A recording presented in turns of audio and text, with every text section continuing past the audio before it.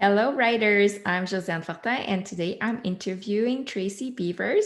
Tracy is, among other things, a sales coach. So we'll be talking sales today. So thank you so much for being on the show. Thank you so much for having me. I'm very excited to be here with you. So, can you start off by telling us a little bit about you? Yes. So I live in Arkansas, which is why you probably hear a Southern accent. I think your accent is beautiful, by the way. Thank you. So you're welcome.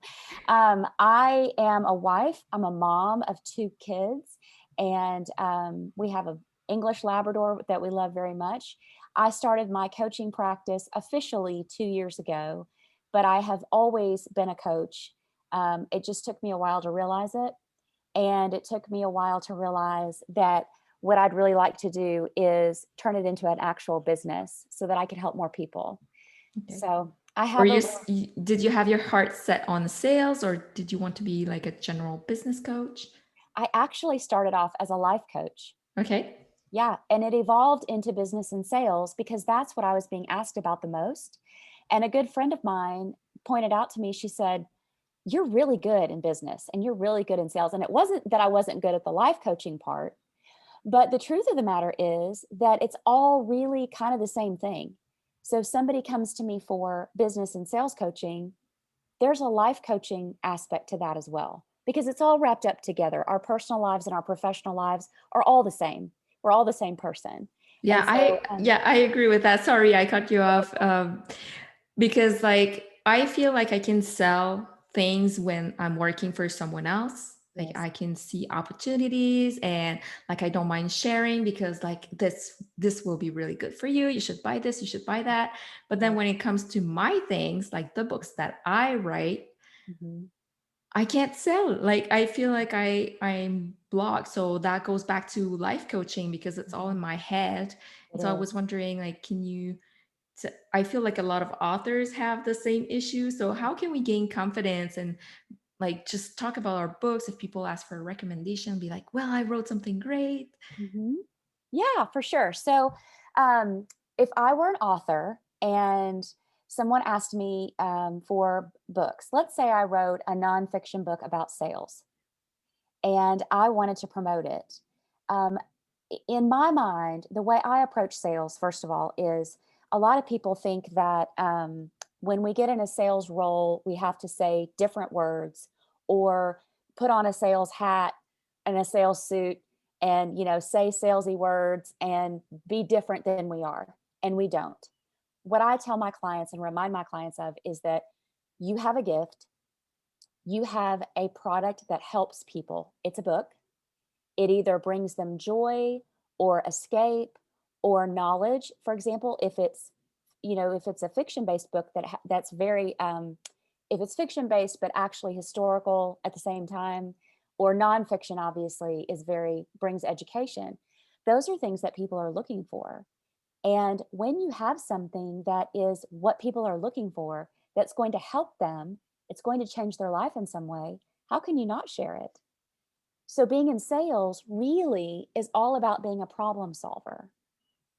It's finding out what it is the client is looking for, what is their pain point, what problem can you solve for them, and then if you are the best solution, offering that solution. And there's not anything wrong with saying, "I wrote an amazing book about sales. I'd love for you to check it out." It's as Yeah. simple as that. It sounds simple, but it's so hard like when you get in front of someone and then like, "Oh, I wrote like some contemporary romance or I wrote like a nonfiction." Mhm. I just find it really hard unless I'm in the sales like setting where I'm a book fair where people expect it, Yes, then like it's much easier in those situations. right. And I'm wondering, since you're in sales, have you heard of the concept 1,000 true fans? And like how can we find fans pretty much? Like even if you haven't heard the concept, like how can we get people to like us and to like our work? Mhm. So I have not heard of that concept, but I will look it up after this podcast because I'm always looking for new great information that I can share with my clients. So the biggest thing I would say for you to find fans, do you have it? And if you've got an existing client base, which I'm sure that you do, as an author, I'm sure you have fans already. Yeah. Yeah. So the best way to grow your fan base even further, and this would be for an author with readers, or in my case, sales coach with coaching clients, the best way for me to grow my business is through word of mouth referrals. So if I can love on my clients, um, establish a very deep connection with them, build a relationship with them that's more than just coaching or more than just books, they will be so loyal to you and so excited about what you're doing that they can't help but share it with other people. So that's a really great way to grow your client base, is using your existing clients. They know you, they like you, they trust you, they love your books, they love what you do. And so it's almost easier to just to deepen that relationship with them so that they want to refer you out. You could also create a referral or an affiliate program, actually, if you wanted to. That's a great way to grow a client base. If you feel like you want to reward your existing readership for referring your books, that would be a great way to do it. Yeah, that's a good idea. That's really good. I don't know how I would do that. I have to think about that. Mhm, I would have to sell direct, and I'm not there yet. I mhm. think I should look into that.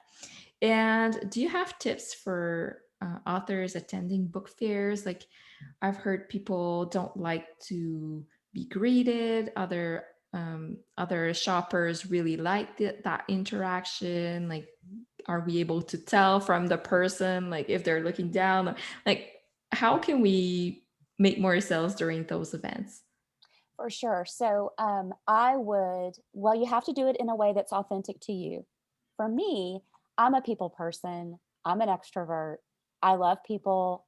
I have a very hard time walking past someone without saying hello. I've, Okay. I've tried to do it. Especially being from the South where we talk to everybody. When I go visit my sister who lives up north, she has to remind me that not everybody talks to everybody, in New York City. So Don't say hi to strangers. right, don't talk to strangers, and I'm the one that's like, "Hi, how are you? Have a great Yeah, day," at the coffee waiting in line, just hey, "Oh, hey, hey, yeah, making friends. yeah, for sure, that's me." So for me, what I do, I have a couple of businesses, not my coaching practice, but I have a couple of businesses that I've done in the past where I did have vendor events. I had physical products I was selling. So one of the biggest things about that is you want to be available to the people that are coming up to your booth. And a lot of times we stand behind the booth. Depending on the logistics of the vendor, let the layout of the vendor booths, if it's possible for you to stand more towards the front, in front of it, so that you can greet people, say hello, look them in the eye, you'll know within a minute or two in your gut if they are a people person and if they do want to engage. A great way to capture all the contact information of everyone that's coming by your booth is to do a giveaway. And I'm sure you already know this if you're attending these events, I've that you never done it. It's a really smart idea. I never thought about it. well, we have to have a way of capturing all the information of our clients because, for example, I have some clients who have never kept track of their clients' contact information, emails, phone numbers, if you can get them, physical addresses, if you can get them, and keeping them in a storage bank, a repository. I call it a CRM system where you have a software program where you can put all of your clients' information. The mistake that we make a lot of times is, especially now, running our businesses on social media.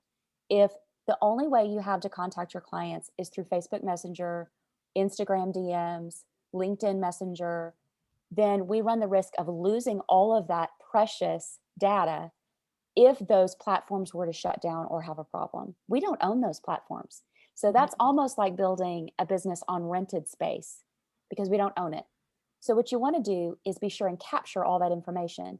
And if I were an author, I would want to stay in front of my clients regularly with emails, once a week, twice a month, reaching out maybe with a newsletter that says, "Hey, here's what I've got going on in my personal life.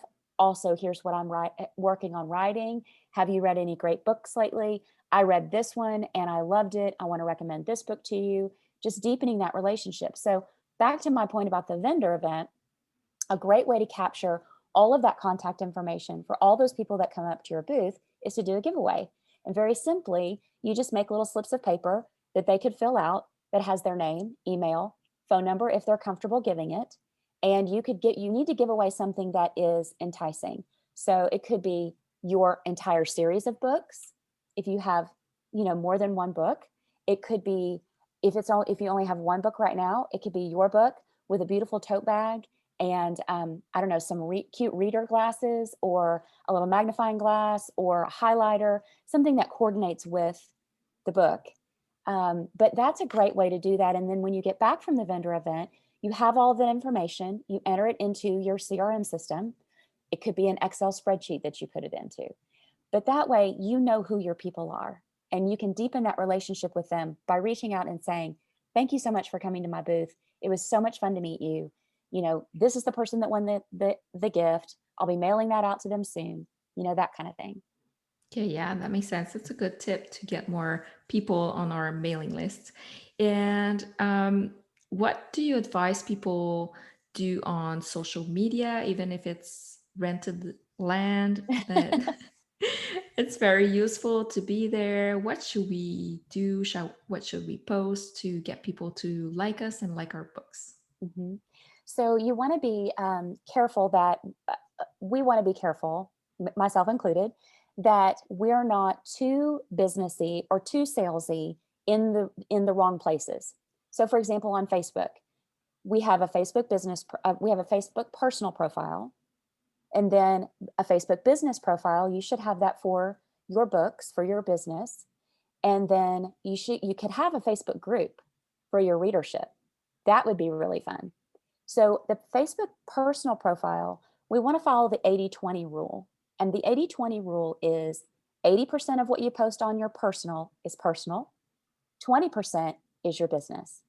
So 7 days out of the week, you could post 5 days personal stuff. You're traveling, picture of your dog. Did you get new furniture? What are you cooking for dinner? That kind of thing. And engaging with your readership and your friends and your family there. And then 20%, I have a book launch coming up. I'd love for you to share this forward. Here's my new idea for my next book. What do you think? That kind of thing. And then your business page, it's the reverse. It's 80-20, but it's 80% business, 20% personal, because we always want to have that personal touch that deepens that connection as a human being, which is the key to building the relationships that lead to the sales. So we can't be all business and we can't be all Yeah. personal. We've got to be a mix of both. I But like having a rule like that, like how you Mhm. say it, like even if it's not like a rule and no one's going to catch you and Right. look at, like, it just makes sense to me to have like this orientation that I can follow. Like I should post more about this and less about that. So I really like the way you explain it. Thanks. It's not original to me. I don't remember where I heard it, but it's been around for a long time. But it helps my clients when they are feeling weird about posting because they're afraid they're going to be seen as salesy or spammy or annoying. And, they don't want to be constantly saying, buy my stuff, buy my stuff, buy my stuff. That's not good. But if they can, in their mind, they think, okay, this week I posted 5 times for personal. So it's okay for me to post about my business. It kind of gives them a guideline to follow. Yeah. That's more comforting. Um, Tell me, do you use Facebook groups? I have a Facebook group, but that's not for author because I do a lot of things. So it's not about being an author. Yeah. Okay. Have you considered having a Facebook group for your readership? I haven't considered it. I'm still trying to build my platform for my author, like a business page. Hmm. So I haven't considered it yet. Yeah. Yeah. So, a great way to attract people to you is by bringing value. So, think through who is your ideal reader, who's your ideal client that buys your book. What are they interested in? What are they looking for? What do they want to know more about? For example, if I were writing books about sales, my readership would be business people, people in sales that are looking for more content like that. And so, a great way for me to deepen that connection and draw them to me is by giving them that education, maybe through a Facebook Live, talking about sales, not necessarily my coaching services or my online course that I have, but sales in general, business in general, organizational tips for business. Those are the kinds of things that I post on my business page to draw people in and attract them to me, and help them see that I am the expert, and I'm not all about myself. I want to bring value to them and educate them and help them be smarter in business and more comfortable in sales.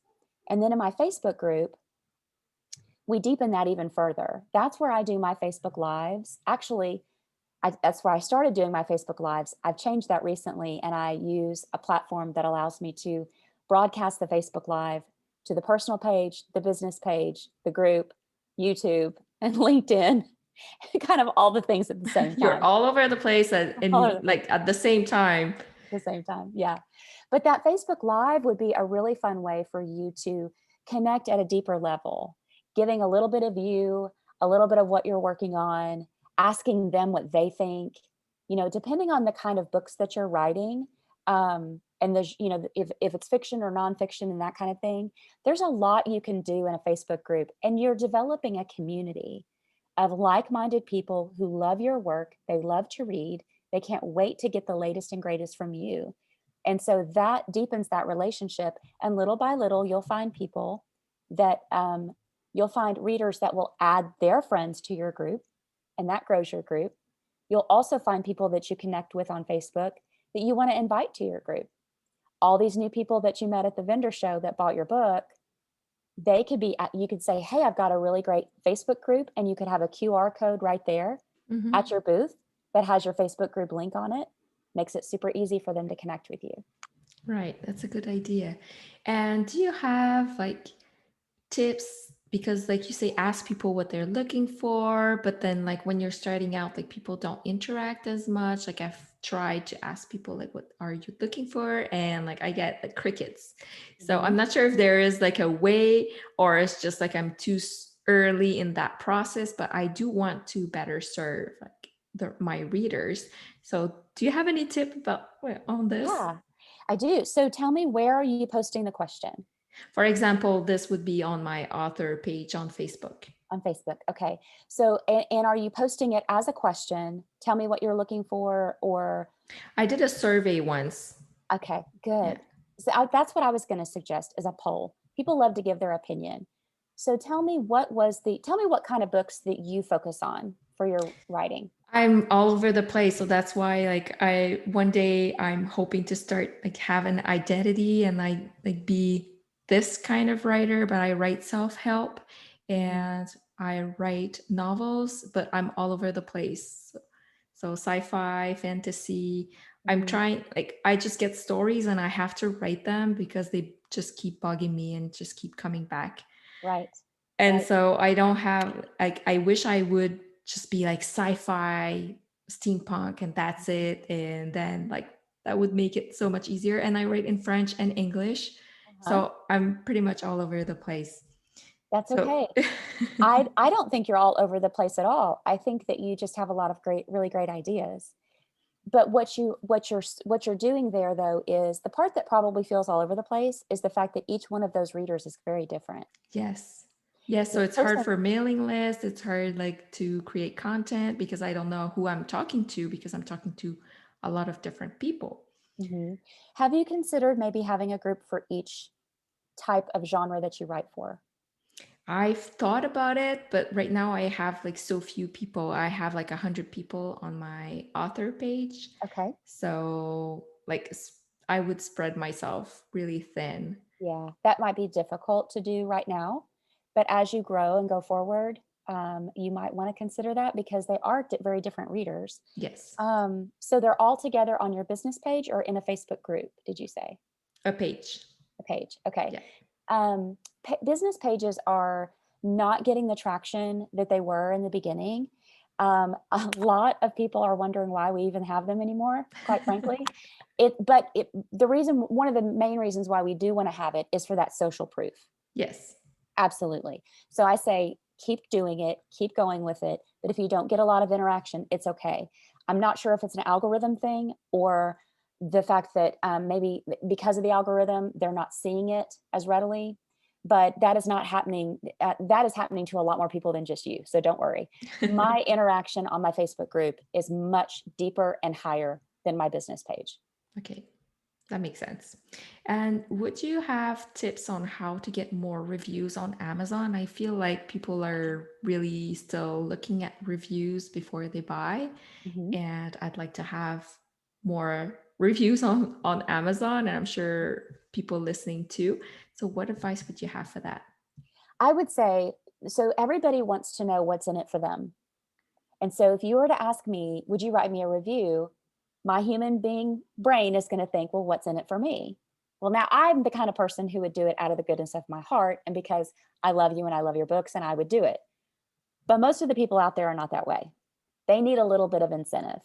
So I would think, what could you give them, gift them, or give them, either way, that would incentivize them to write a review? It could be everybody that writes a review this next week gets entered into a drawing for a series of books or this beautiful pen, things that your readership that go along with books, stationery, a coffee mug, something, or a gift card. It could be an Amazon gift card. Yeah. And I have to double check if we are allowed to do that because there are so many rules about reviews now that Right. Right. it's kind of tricky. Like you can't pay someone, but what if there's a draft? Like, is it the same thing? Right. But yeah, I get the point that people don't do it out of the goodness of their heart unless like they specifically know you, and then Amazon doesn't want your friend to comment. So Right. that's Yeah, tricky. Amazon doesn't want your mom to write your five No, reviews. no, they Amazon doesn't like that. Right. Well, And do check the terms and conditions because that is not something I'm familiar with. I don't yeah, work with a lot of clients so far that sell products on Amazon to know the answer to that question. I would say that to get reviews on Facebook or Google or things like that, I have asked my clients before if you would write me a review, I'll enter you into a drawing for a free 30-minute coaching session. okay, that's a really good idea. I like that. And maybe it could be to sign up for a newsletter, like you would draw something. Like I could see using that, maybe not for reviews, but for other purposes too. Right. And you're not well, you are an author of magazine articles, but would you ever want to write a book? Yes. Yes. I have that on my vision for myself. Yes. So I have an idea for a children's book. I actually thought I would have it written by now. Okay. It's still in it's I have the outline. I have the ideas. I can Okay, see so it in you've my mind. started. Yeah, I have the outline and everything. I just got started into my coaching practice and my creating online courses and things like that and got pulled into that side of it. So it's on the list of things. I would also like to have a podcast. I would also like to write books for sales. I'm finding more and more that people are just not comfortable when it comes to sales. And if I can bring my knowledge and what I know about the topic to help people get more confident with it, I'm kind of thinking maybe I need to write a book. And I have actually just finished a guide for gaining visibility without paying for advertising. Okay. Um, and so that's going to be coming out soon. It's 22 pages. So I guess it would be a good ebook, maybe. We'll see. Yeah. Well, I know on Amazon you need 24 pages, Okay. but maybe for the ebook that doesn't count. Like it's not really any issue then. Maybe I should write 2 more pages and put it on Amazon. I think you should put it on Amazon. Yeah. Okay. I may do that then. Thank you for that. That's a dare. Oh boy. Okay, so if people want to know more about you and get some coaching, where can they find you and where can they connect with you? The easiest place is tracybeavers.com. That's my website. And you can read about me, get a feeling for who I am, and schedule a time for us to talk. You can do a 25-minute phone call with me on the website, and we can hop on the phone or Zoom, whichever, and chat about your needs to make sure that coaching really is what you need, because it might not be. And if I'm the right coach for you, that's the thing I like to be sure about is that whatever it is that you need, that's something that I can actually do. That's super important. I also have my awesome Facebook group that I talked about. It's called Be a Confident Entrepreneur, Gain Confidence and Grow Your Income. I would absolutely love for the authors that follow your podcast to join us there. I do Facebook Live trainings every week, and bring support and everything to the membership. And our members actually collaborate on several things. It's been really exciting. So we People have a get couple. to ask you questions during the live. So if they have questions, they can meet you there. They can throw them in the chat, in the comments, and when Awesome. I'm finished with the training, I can answer questions. They can Mhm. always send me a DM, or they can post their question in the group and all the other members will help. It's really, really a fun group. And we have a couple of authors in there actually. Yeah, that sounds awesome. Thank you so much. And I'll make sure to share all those links in the show notes. So thank you Thank for you. being on the show today. Thank you so much. I appreciate it.